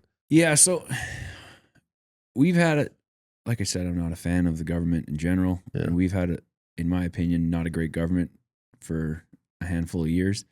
And it was starting to change our unit, our military, our unit, a bunch of stuff was just coming in where I'm like, I don't know if this is for me anymore. And then when COVID happened, they just like went fully insane. And I was like, yeah, this is definitely not for me anymore. And I just started getting in trouble in a bunch of places, like, well, one place, our work, but like, you know, just for things that I'm like, I feel like this doesn't make any sense. Do you know what I mean? Like, and I didn't think that it was going to get into our camp because we have a little base out, like disconnected from everyone. And I'm just like, okay, good. You know, we got badasses that work here. All this nonsense just won't affect our training. It won't affect our deployments. We'll just stay focused on the mission. And that was not the case. I drastically miscalculated that. And it was just like, you have to wear a mask everywhere and you have to do it. And I'm like, okay, well, if it makes sense, it makes sense. But let's unpack this a little bit. I'm like, so we're good to go to the fight room still. Yeah, of course, you got to train. We're doing jiu-jitsu. Like, yeah. And then when I'm in the meeting with the same people, you want me to put on a mask. Exactly. I was like, that makes no sense. And I was just like, so it's the same. And I'm just like, I'm not doing it. So you're not even giving a good reason. I'm just like, I'm just not doing it. And like, you have to. It's like, no, I don't. And I just kept getting in trouble places. Be like, go into a building, you don't have a mask on. I'm like, yeah, I don't own one. And then like something would come from my sergeant major, like, you got in trouble over here. And I was just like, throw it in the garbage. And you're like, and then they give me another piece of paper that's like the next level up of trouble. I was like, don't care. And I was just like, I feel like this is the end for me. Yeah. But it's just so insane that I'm okay with that. And I was already playing a ton of bar shows. So like at this point my focus had changed. I was like, I want to be a songwriter. And I was really learning. I was going to open mics every night that I could till I learned like 3 hours of music, and then I could book a pub or whatever. And so I was like, I'm already kind of done with this place. And it just made it very easy to well, I got kicked out, but to leave. Yeah. And then so you got kicked out. I guess Yeah, like the final day I was ever allowed on that camp, I was going to a meeting. So they ended up mandating that you have to get a shot for COVID. And I was like, well, I think I've already had COVID. I'm like, it wasn't that bad. I'm like, I'm looking at the demographics that it's killing. It's not me. I'm like, I think I'm okay. And they're like, well, no. Now you don't understand. Because at first they were just highly suggesting everybody take it. And I'm just like, I'm really for freedom, even in medicine. You want to take you were doing that God forbidden thing of thinking and reading on your own. Yeah, don't you dare. And I went to meet with the doctor, and I was like, okay, so this thing, I'm hearing it's a new technology for, a shot. Do you know how it affects, anything that's in my medical history already? Like, I've had a bunch of concussions and MTBIs or anything that just no answers. He's like, no idea. I was like, well, is it safe if I've had this? Like, yeah, he's like, it's safe and effective for everyone. I was like, for every single person? Like, Tylenol's not even safe and effective for every single person. And I just couldn't get any medical answers from a doctor. So spoke to another doctor, and they gave me like a medical exemption. Like, this could be in question. Here's an exemption. And the military wouldn't recognize it. And so I was like, okay, this is weird. And then when I was going to a meeting where they were telling me why they're turning down my exemption request, but it was in an office with the officers and the CO and stuff. And they're like, you have to put on a mask for this. I was like, okay. Is everyone wearing a mask in the meeting? And the sergeant major's like, absolutely. I was like, then you're all safe. And then I was like, unless you think they don't work, then why are you asking me to put one on? See, we're not interested in these types of... Yeah. And he was like, lost it. And he kind of puffed up a bit. And I was like, oh, I'm ready to do this. Like, I know I'm leaving this unit. So he kicked me out, and I called him outside, and he wouldn't come. And then what do you mean called him outside? I was like, step outside with me. Yeah. And he wouldn't come. And then that was just like the last day my pass ever worked. Whoa, they just shut it down. Shut it down. I couldn't get into camp anymore. Couldn't, any of my equipment, all my gear. I had to stall there for 14 years. My warrant called me. He's like, yeah, so you can't come back on the camp. I was like, how do I turn in my guns and stuff? And they're like all my equipment. I had to stall like half the size of this studio full of gear from everything from shooting and skydiving and mountain climbing and my own personal stuff. And they're like, we'll turn it in for you and give you your stuff back. I was like, okay, well, man, have a good life. Think about somebody that they invested so much time and resources into, and then he did so much. And then it's just like, they just people that had to people that, lost their minds. I mean, that's like getting like a divorce where the person never even, it's like they just hand you, or it's like the attorney just gives you the divorce papers. I was, like I said, I already wanted to be a songwriter. And I actually, the collapse of it was almost comical. I was like, how is it possible that you've all lost your ability to think just like in such a short period of time?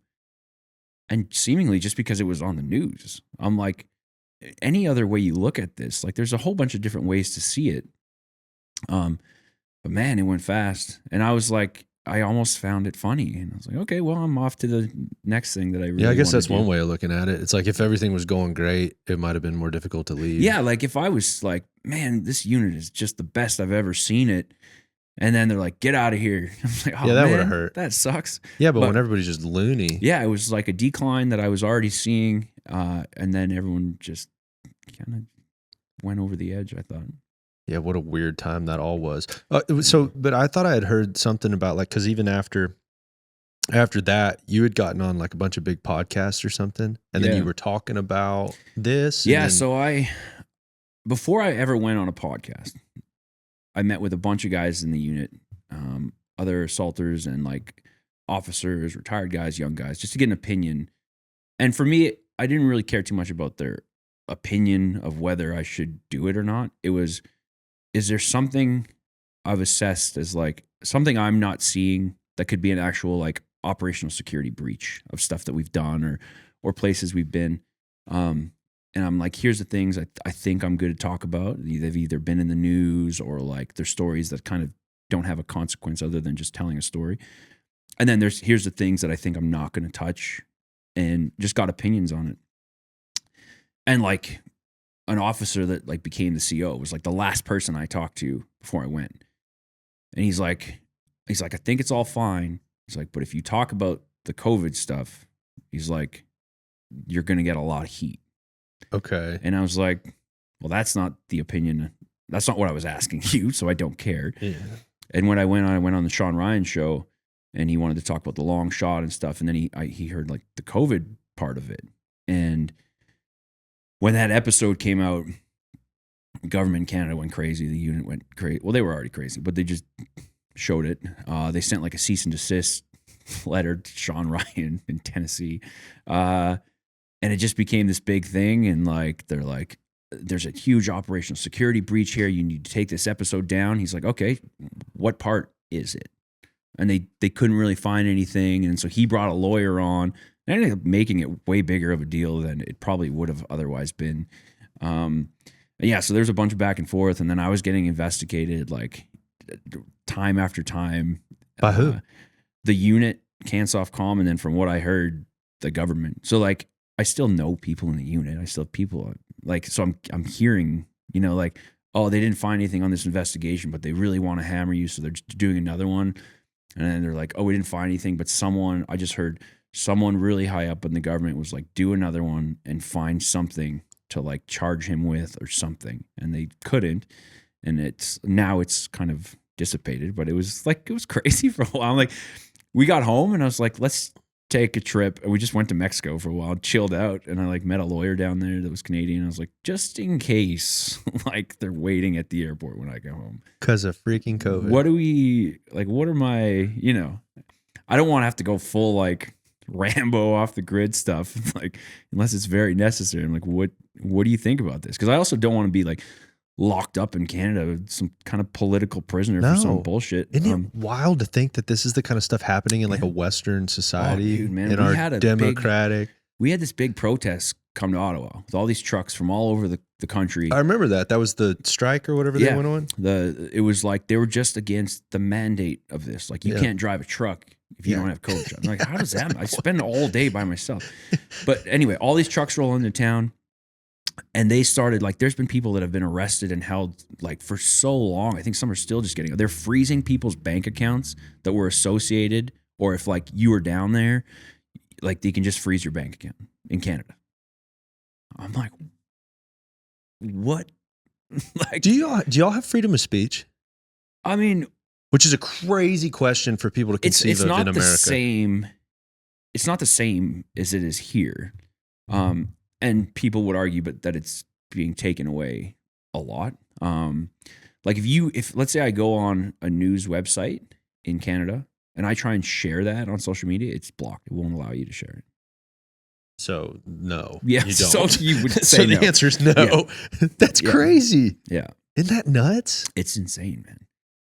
It's insane. Could you, in a public place, Well, I mean, could you say I anything you do want? anyway. So, Right, so we right. do. Like, and this is part of it. Like, as crazy as the world is, as crazy as Canada is, it's generally a small percentage of people, and it's sadly our government and our media. Yeah. But it's like we tour across the country, and everyone, whether liberal, conservative, like a huge portion of our population are just like pretty good people. You know, they're just like 100%. they just want to get along. They want to do this stuff. We get the intense side of Twitter, and we get the super intense side of, like, you know, what the news is saying and how divided everything is. But it's not.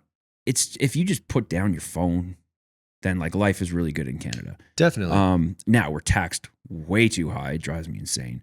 Our governments waste our money like at an incredible rate. That could anger some people, but just most people, you just get along with everyone. Yeah. It's nice people. So like to the freedom of speech thing, yeah. If I want to do something on my phone, there's a lot of like things in the way. Just people getting there's canceled and reputations being torn down for talking about stuff. But if I also just throw my phone in the garbage and walk down the street, I can talk to people. I mean, Yeah. I play shows. I say whatever I want on stage. And I'm not like a political activist, so they're like on stage. But I can, you know, you can just say my opinion places. I do think that there's been a shift, though, in like both American and Canadian societies in terms of just people's maybe a little bit of awareness of like the government's role, how much power they should have. Yeah. I think the COVID thing might have woken up some people. Yeah.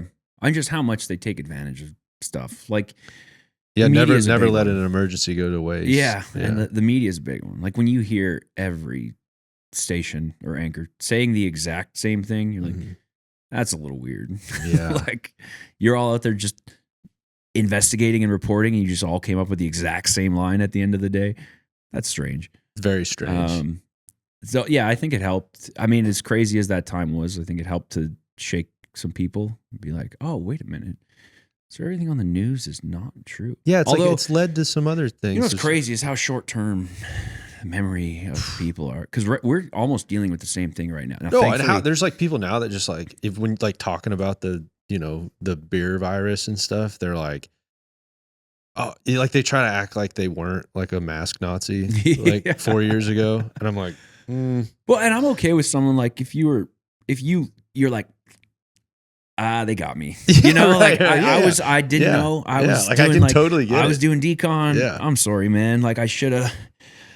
Next time I'll try and just. But the thing is, it's happening now. So like I now live in Tennessee most of the time, but there's like the tariff thing with Trump and Canada, and the news is using it as a gigantic distraction. I'm just like, there's like a feud going on of like Canada and US with tariffs and how dare they, and we're their partner. I'm like, for one, it's business, but it's also, why are you so worried about another country taxing you when your own country is taxing you at a level that is absurd? Yeah. Like no one can afford anything.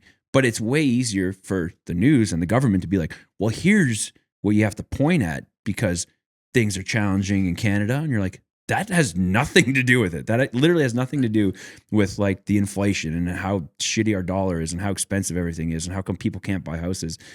But they're using the same COVID thing, but people are buying it again. I'm like, turn off CBC, please. But it's like that short-term memory is just like they're using it. The same government is using it again as like a look over here, don't look over here, please. Yeah, I've always found it fascinating that I guess the left kind of liberal leaning side of society will, like they'll talk about like the wealthy 1% and you need to tax the rich and corporate greed and corporate interests and all that, which I'm like, yeah, it's not okay. But then their answer for it is always to give the government like more centralized power. Yeah. And I'm like, you realize the reason that companies can buy off politicians, so the reason they even want to is because politicians have too much power. Yeah. So when you give them more power, it'll just lead to more corporate corruption. Well, as soon as policy dictates profit, the first thing you're going to buy is policymakers. Exactly. Like, so it's like, get rid of the policymakers. Yeah. And I'm not saying it needs to be like anarchy. I'm not like an anarchist, Yeah. but it's like there just needs to be some rules and parameters. But then other than that, like leave us alone. Yeah. You know, 100%. like we don't even have the power to print our own currency. That's insane. Like they charge us interest to print our currency. Yeah. That's where inflation comes from. Yeah, that whole thing, all of it is wild. If there was just a party where they're like, yeah, we're going to mostly just leave you alone and we're not going to tax you very much. Like that's my future. I know, like everybody always gets fired up about like what the president's gonna do. Yeah. They're like, well, what's he gonna do? I just am waiting for the guy that's gonna be like, I'm gonna do less. Yeah. I'm just gonna like get out of y'all's hair. I'm just going to back away. But that doesn't get you elected. Yeah, that's true. You know. And I think Sometimes. ultimately, you and I are the two guys on this podcast that are going to solve all the issues. Let's solve the world problems. What else you got? We're going to solve the world problem. I was going to talk about abortion next, but Boom, put it on the list. Let's go. I'm pretty sure I talked about that the second time I was with you. Yeah, it was the second time we rode together. Dude, first time I met you, yeah, I love to meet people and not know anything about them because then I get to like actually know whether or not I like them. Yeah. Because I don't have any. I'm sure if I figured out you're like world record sniper guy, like I'm going to go into that first co-write. Well, for one, I'm probably not going to show up in my pajamas with a 12 pack of Bud Light and a cigarette. And go, hey man. I thought it was like, this is going to be a good one. Yeah, right. It was a good one. We had a good time. Yeah. We've written a bunch of good stuff now. Yeah. I guess, I mean, we're 2 for 2. 2 for 2. We just got to figure out who's gonna put it out. Who's going to do what with it? I know. I'm still so excited about those songs. I'm like, well, who cuts it? Do we pitch it? Are you going to cut it? Should I cut it? We all cut it? Start a boy band maybe? Like, I'm in for the boy band. I don't know. Maybe a good dudette. Yeah, a little dudette. Huh? Well, you got some Texas boy bands starting, like the We do? Panhandlers, I think. Oh, this is funny to call it Texas boy bands. Blue? What's that? Dude, this is so funny. Zane, those like some badass music. Oh, hey, the Wilder Blue is. I just went to their concert last Friday, and I've opened a couple shows for them. And I open those shows so I go sit at sound check and just drink a beer and just watch. It's so good, man. It is. I'm not like being extreme with this, but it's one of my favorite bands of all time. Yeah. Like sitting there watching them live. And then when I listen to the records now, this is why like live music and performing live is so important. I listen to their records and I smile when I listen to it because I can hear them playing. Yeah. You know? Like, and the way they start with like harmonies and stuff. I just like bro. some stuff. I'm like, this is so good. And then when you know it sounds the exact same live. Yeah. It just hits. You can go back and listen to that music in a different way. Well, I can't remember the record. It was just a solo Zane Williams record.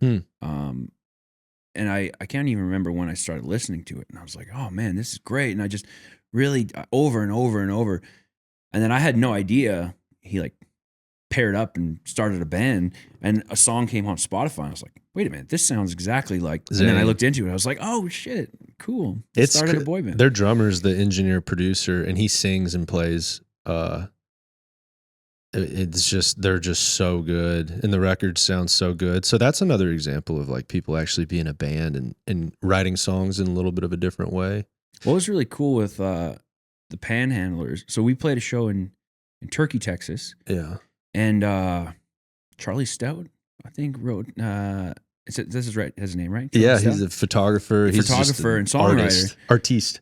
So I heard him play West Texas in My Eye. I think is that the title of it? Yeah. But heard him play that. I'm like, oh my God, I love this song. So we were chatting in Turkey and we played our set and this guy, we played a William Clark Green song. This guy came up. He's like, man, you guys did a really good job at this. I'm like, thanks. I really appreciate that. And so we were chatting with him and stuff. And we're like, well, a show got canceled. We're going to go to Green Hall tomorrow. And my first time, it's legendary. There's a bunch of great artists playing. He's like, oh yeah, I'm playing. I was like, Oh no shit! And he plays in William Clark Green's band. He's like, so we went down to see. I want to say Chris. He played keys and leads. He played some guitar. Yeah.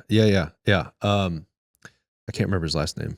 Is it Chris? Am I right with his? I thought he was a keys player, right? Yeah, Yeah, keys. Yeah. So we went down and saw that, and it was cool because like, who's the lead singer of Flatland Cavalry? Well, there's a bunch of them, but it's Abbott and Will Green, and then Cleto. No, Flatland. Oh, Cleto. Cleto? Yeah. So he was there, and they're playing like Panhandler songs. Like, this is so cool. Like, all these artists playing together. I'm like, how all these songs are connected in Texas from like one gig and the writer and the bandmate. And then I'm down there and watching them play it. I was like, it's so cool. I think that, like, I mean, joke about boy bands, but I love it. Yeah. I'm into the boy band for sure. Well, hey, maybe we could start one. We've got shows. We're playing in Alberta. It's true, yeah. In June, into June. Yeah. I got 2 days with you. Yeah. You're gonna get. And you've never been to Alberta? I've never. To play, correct? Yeah. I want to go. I want to play at Calgary, the Stampede, like really bad. That'd be fun. Well, this one's right before the Stampede, Mhm. so like we're gonna play at Ranchman's, which is the country bar to play at in Calgary. I've been wanting to play there a long time. I think it's gonna be super fun. And then we're going out to like Cowboy Country, which is Longview, Alberta. Twin Cities. Twin City Saloon. Yeah. And they've always been amazing. Every time we book a show, it's like a tiny bar, but like it'll sell out. We'll book another one, it'll sell out. And it's just like such a great crowd. So ours is gonna be outside though, so we can have more tickets. And Yeah, show. it'll be fun. And then you have shows in Texas, I feel like. Yeah, Like- right away. We're gonna play. Oh man, I should know my schedule a little better. But we're starting in Colorado on the End of this month, 22nd. right? Yeah, 22nd of March, and then New Mexico, Turkey, Texas, New Braunfels, the Woodlands. Yeah, over by Houston. Yeah, and Texarkana. Are you doing those acoustic or full band? Stripped down. So it's Redbird in New Braunfels. It's gonna be myself and my fiddle player, and our drummer will probably be on a cajon. Same with Dosey-Dos. Yeah. And then Turkey, Texas is full band on a Saturday. I think it's a Saturday, Friday or Saturday. And then Texarkana's full band. Oh, dang. Yeah. So you're going to ship them out for Texarkana? Or I guess They're it's just, going to be with me already. So we're doing a full okay. band opener set in Colorado, and then a full band show in Santa Fe, and then Turkey's full band acoustic, Texarkana's full. We're kind of zigzagging. Yeah. Very poor tour planning by me. But then we're like, do you have this day available? I'm like, hell yeah, we could drive 7 hours. We'll be there. Yeah. So it's like a mix of like full band, acoustic, and then back to Nashville. Yeah. And then do you have like a record coming out at all or new music or anything? I have a new single. It's almost ready. It's getting mixed right now. Okay. Pretty cool song. I'm excited for it. Yeah, I think I'm gonna do a couple singles. I like my album just came out in December, like the first kind of studio album. It's fully out in December. So I think I'm gonna do, because we're really touring a lot, and I don't want to rush it if I go to do another full album. I want to like really take time. So I think I have a bunch of songs that I'm excited about and that I would like to cut and see how they work out. So I'm just gonna do, I think, a few singles in a row, and then aim to get back in the studio for a full album again. Who did the album in December? Like, who produced that? That was co-produced with myself, a Canadian artist named Gord Bamford, and another guy. What a cool name. Studio. His name's Gore Bamford. Yeah. Oh my gosh. Yeah. What on earth? Man, he's a Canadian country star for Really? forever. Yeah. He's I think this year he's doing a 25-year in country music tour. He's won the most CMA awards as a Canadian country. He's won the most CCMA Canadian Country Music Awards. That's just like the Texas thing. It's like, I've never heard of him. Yeah. He's a Canadian country star. Sick. Well, But we got linked up, and it's actually like one of the things that really helped me. You know, that's the reason I went to Nashville the first time. We did a big like kind of cross Canada tour opening for him, and got us in front of a bunch of new people. And it's his management company that I signed with that does my management out of Canada. Yeah. Well, yeah, I'm so glad that I met you. It's so cool because, like, what a dynamic person too. I told you first time I saw you play at that Songwriter round in Nashville, you were like, I'm envious of it because like some people just have that like presence about them that like you just stand next to them. You want to stand a little taller. Yeah, you said that, and I was like, Well, thank you. But it's like, it doesn't work the same in my brain. You know Oh, I what get mean? it. I get it. But then like even you on stage, you also have a voice that like, you have a graveliness at times, but it sits in a like a higher register where it just cuts through so well. I don't have that kind of voice. Like it takes a little bit of like front of house has to. It's just kind of bassy, so like sometimes it'll get a little muddy in a place if they have a little too much bass in it, you know. Okay. And you just have like it's just so clear. Like you could step up on any mic, and that's kind of more my producery mind when I'm sitting there. Thank you, because when I'm sitting there listening to it, I'm like, wow, what a recordable voice. Wow, okay. And then it's just the way that you sit there and play. Like, I don't know. I think we all, if you do the artist thing, you doubt yourself to a point where it's almost healthy because it makes you push to be better. That's the thing. Like I look at my guitar playing and my singing, and I'm like, I really got to keep the pedal on the metal here. And like I sit there and watch it, and I'm like, yeah, I'm like, sure, yeah, for sure, we can all get better. But then I sit there and watch it, and it's like the way that you even scan a room while you're playing and singing, and the way you make eye contact with people, is I'm like, oh wow, that's special. Well, I definitely have some times like if I mess something up in a song, I'm back to like close my eyes, sort yourself out. You know what I mean? Sure. And I'm like, okay, I'm back.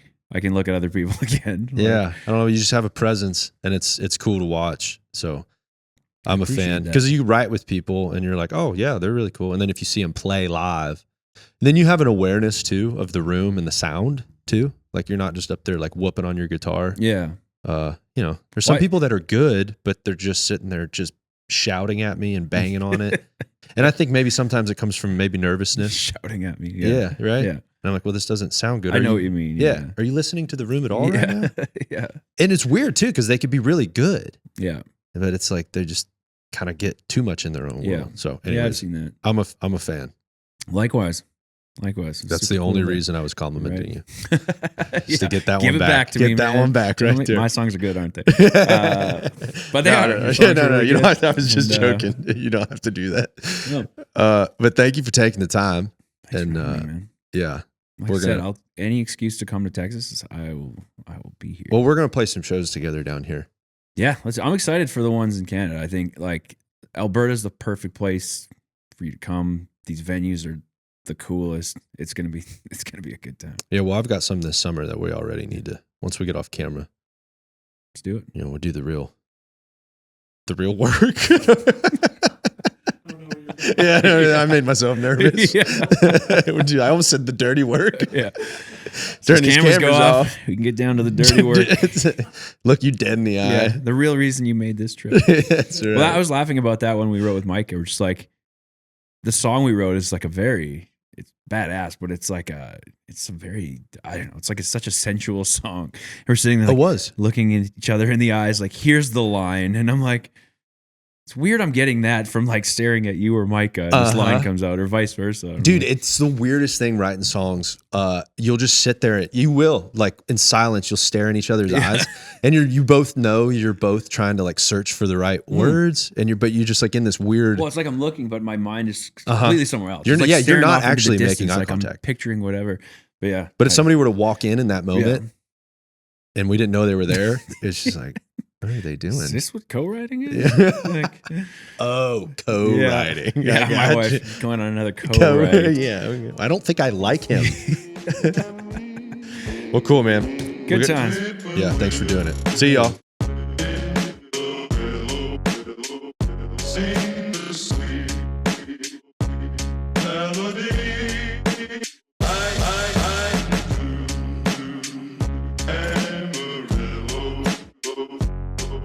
My rifle, my pony, and me.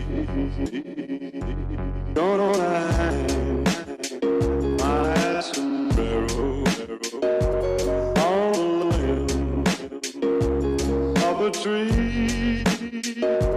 Coming home, sweetheart, darling, just my rifle.